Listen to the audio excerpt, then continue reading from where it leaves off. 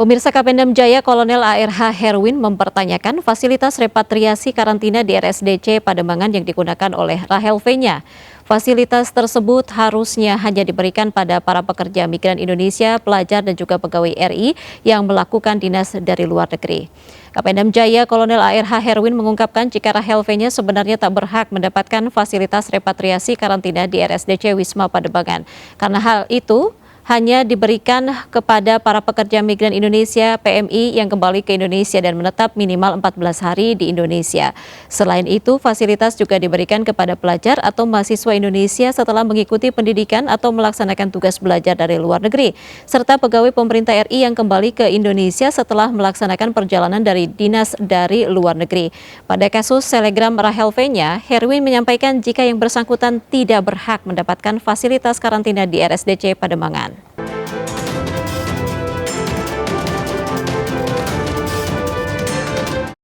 Pemirsa, juru bicara COVID-19 Kementerian Kesehatan Siti Nadia Tarmizi menegaskan pemerintah mendorong aparat keamanan untuk menindak tegas pihak yang melakukan pelanggaran karantina.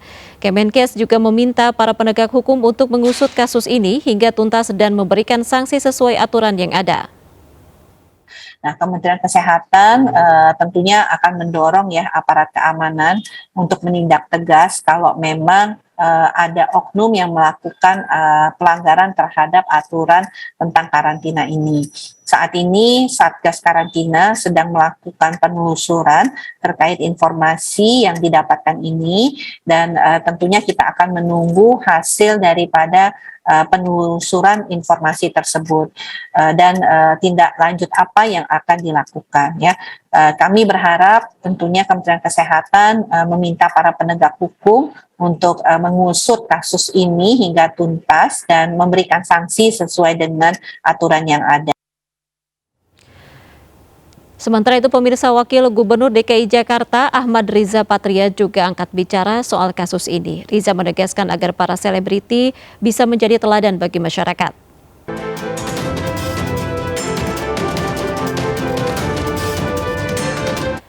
Anggota Komisi 9 DPR RI, Neti Prasetyani Aher juga menegaskan agar tidak ada pembiaran terhadap pelanggaran karantina oleh publik figur. Neti juga meminta kejadian ini diusut tuntas.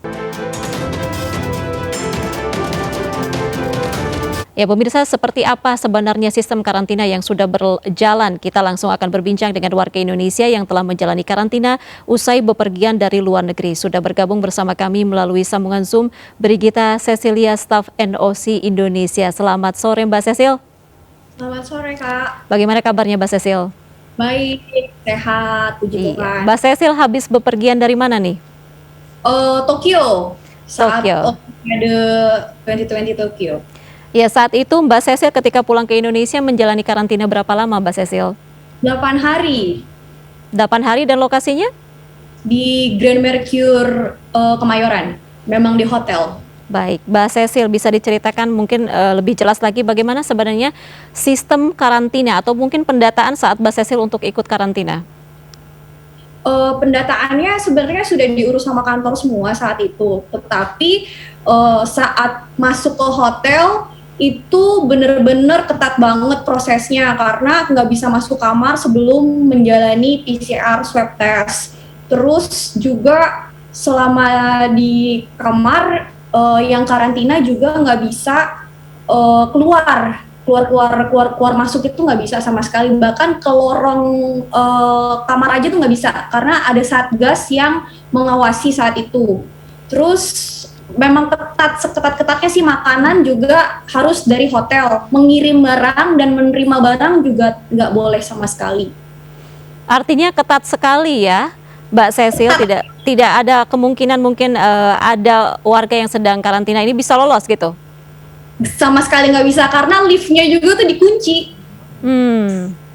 Nah, ini yang menarik adalah kasus terbaru terkait dengan Rahel V-nya yang ternyata bisa kabur dan ini ketahuannya ketika pendataan di Soekarno-Hatta. Apa yang Mbak Cecil lakukan ketika melakukan pendataan setibanya di Bandara Soekarno-Hatta, Mbak Cecil? Sebenarnya karena waktu itu saya itu termasuk bagian dari kontingen Indonesia untuk Olimpiade Tokyo 2020, jadinya kami itu langsung dapat akses ke ruang VVIP karena saat itu kan penjemputan atlet yang kebetulan saya pulangnya itu bersama peraih medali emas dan juga medali perunggu Olimpiade. Nah jadi setelah semuanya udah diatur, tapi saat itu pun bener-bener ketat banget sih, bener-bener karena tim staffnya ini yang saat di Jakarta itu sudah diurus sama Jakarta, jadi tim staff yang dari Tokyo itu nggak boleh bergabung. Jadi bener-bener kami menunggu di bus dulu. Setelah itu baru bersama-sama ke hotel. Jadi nggak boleh ada interaksi langsung sama orang-orang dulu saat itu. Baik, artinya tidak ada atau tidak mengikuti mekanisme pendataan di Bandara Soekarno-Hatta begitu ya. Untuk di hotel yang tempat karantina Mbak Cecil tadi, apakah kira-kira Mbak Cecil mengetahui mungkin tidak hanya dari pihak Olimpiade yang ada di sana atau dari mana saja? Saat itu pas kebetulan mau masuk check-in itu juga ada pasangan suami istri dari Singapura kalau nggak salah. Mereka tuh juga bener-bener masuk, terus sama tetap harus mengikuti mekanisme tes PCR swab dulu, terus juga itu juga di ruangan khusus bukan di lobi biasa. Jadinya memang sangat ketat sekali. Terus juga kita sebelum check-in itu juga harus memilih menu makanan dan segala macam di situ. Jadi memang saat karantina memang nggak ada interaksi sama siapapun kecuali dari pihak hotelnya. Mbak Cecil, saat karantina siapa yang mengawasi di sana yang memang berjaga tadi seketat itu?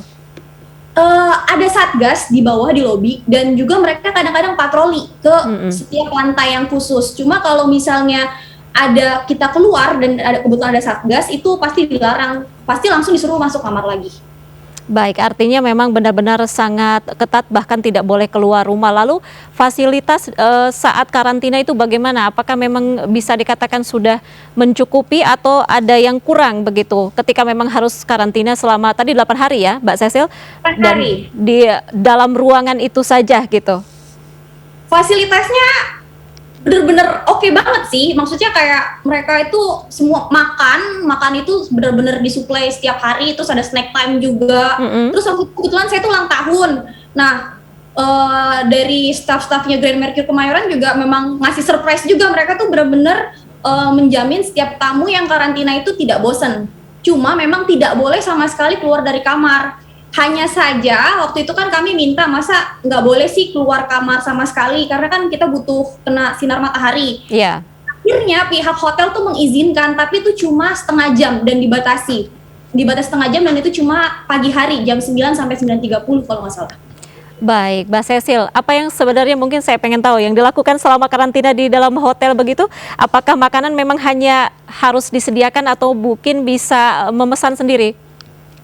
Makanan harus dan wajib disediakan dari pihak hotel karena sama sekali kita nggak boleh nerima paket, mengirim paket juga nggak boleh, order food juga nggak boleh juga. Bener-bener ya emang cuma yang disediakan dari hotel aja. Kadang-kadang juga bosen juga sih ya makanan-makanan hotel terus, tapi ya mau gimana lagi karena kan udah aturannya kayak gitu. Cuma memang beda karantina yang di Jakarta sama karantina di Tokyo tuh beda saat itu sih. Oh, oke. Ini menarik. Mengenai karantina waktu di Tokyo itu bagaimana? Bedanya dengan Indonesia apa saja, Mbak Cecil? Beda karena kan saat itu kan kami itu kan datang ke Olimpiade Tokyo itu saat status Indonesia itu di grup 1, high risk banget gitu. Tapi boleh ke sana dengan tes PCR yang 7 hari berturut-turut sebelum berangkat, terus abis itu di sana juga di saliva tes. Tapi kami karena Indonesia itu masuk grup 1, jadinya kami harus menjalani karantina 3 hari di hotel. Tapi karantina 3 hari di sana itu tuh boleh keluar, boleh ke gym, boleh keluar cari makanan, tapi dibatasin cuma 15 menit doang, 15 sampai 20 menit doang. Setelah itu ya harus masuk lagi karena kita di tracing by Bluetooth aplikasi gitu. Jadi pasti akan terus gitu kalau misalnya keluar jalur. Jadi memang aplikasinya memang sudah support gitu ya untuk men-tracing mana saja warga yang dikarantina datang ke Tokyo ya, Mbak Cecil? Benar. Tapi masih boleh keluar hotel buat cari makanan di deket-deket hotel tuh masih boleh, walaupun dikasih waktu cuma 15-20 menit. Sangat berbeda dengan di Indonesia, di mana memang tadi kalau dibandingkan di Indonesia sangat ketat sekali ya Mbak Cecil. Tapi tadi berbicara mengenai PCR, Mbak Cecil, kalau di Tokyo itu PCR-nya berapa kali ya? Tadi sampai sempat disampaikan PCR-nya berturut-turut. Kalau misalnya sebelum berangkat memang PCR berturut-turut kan, karena saat itu kan Indonesia masuk di grup 1 yang high risk-nya. Cuma saat di sana itu bukan PCR swab lagi, tapi ke saliva yang air liur itu, PCR saliva itu memang setiap hari kita melakukan setiap hari PCR saliva test. Resultnya juga langsung jadi juga di aplikasi, sore hari itu udah ketahuan gitu, dan itu langsung berbunyi jika ada yang positif sih sebenarnya sih. Oh, Tapi baik. puji Tuhannya nggak ada yang positif saat itu. Menarik mengenai aplikasi yang ada di luar negeri itu, seperti apa mungkin kemudahan Anda mengakses aplikasi di sana? Apakah cukup mudah begitu, kalaupun dibandingkan dengan aplikasi yang ada di Indonesia? Cukup mudah, dan juga dia kan by Bluetooth ya, jadi tidak menguras baterai, itu yang pertama sih. Kedua juga semuanya tuh kita ada check-in-check-innya juga sama juga, tapi yang berbeda itu adalah mungkin ketika sudah ada positif, hasil saliva tesnya ini positif, si handphonenya tuh udah langsung berbunyi gitu. Jadinya pasti akan langsung orang-orang sekitar tuh jadi pada tahu, oh dia positif, dan biasanya langsung dari panitia olimpiadenya tuh langsung mengamankan seperti itu. Jadi memang nggak bisa sembarang, kalau udah positif ya nggak bisa kemana-mana lagi dan langsung dibawa sama Baik, Mbak Cecil, sedikit aja tanggapan Mbak Cecil mengenai tadi ada selegram yang memang keluar karantina, sementara Mbak Cecil mengalami karantina selama 8 hari, lalu dia bisa bebas aja begitu aja. Menurut Mbak Cecil gimana? Sebenarnya cukup disayangkan ya, kenapa ada selebgram yang juga pasti jadi role model bagi orang-orang masyarakat Indonesia, tapi kok bisa dia justru berbuat hal yang nggak seharusnya, karena kan yang namanya aturan itu tetap aturan. Cuma yang paling disayangkan lagi adalah ya regulasinya seperti apa kayak gitu loh. Betul. Ketika sudah ada regulasi ya seharusnya semuanya ya harus mengikutinya, seperti itu, tidak ada pandang bulu, tidak ada harus Baik. Baik, terima kasih Mbak Brigita Cecilia, staf NOC Indonesia, sudah berbagi informasi, dan kita harapkan tentu saja sistem karantina yang ada di Indonesia bisa diperbaiki dan tidak terjadi adanya mungkin warga yang kabur saat karantina. Terima kasih Mbak Cecilia, selamat sore. Terima kasih. Pemirsa, Ketua Satgas COVID-19 Ikatan Dokter Indonesia Zubairi Zorban menyampaikan jika hak dan kewajiban seluruh warga adalah sama, sehingga tidak ada privilege atau keistimewaan tertentu bagi golongan tertentu, dan hal itu disampaikan Zubairi merespon isu menyebutkan bahwa selebgram Indonesia Rahel V-nya tidak menjalankan masa karantina sesuai aturan. Rahel dituding kabur dari masa karantina di RSDC Wisma Atlet Pademangan yang seharusnya kala itu dilakukan 8 kali 24 jam. Namun ia disebut hanya melakukan masa karantina selama 3 kali 24 jam saja. Zubairi mengingatkan bahwa pelanggaran akan protokol kesehatan selama pandemi COVID-19 tidak hanya merugikan yang bersangkutan seorang diri, melainkan juga berpotensi membuat penularan baru di lingkungannya. Sebagaimana diketahui dalam SK yang diterbitkan pada 13 Oktober 2021, WNI pelaku perjalanan internasional wajib menjalani karantina dengan jangka waktu 5 hari dari negara asal dengan eskalasi kasus positifnya rendah.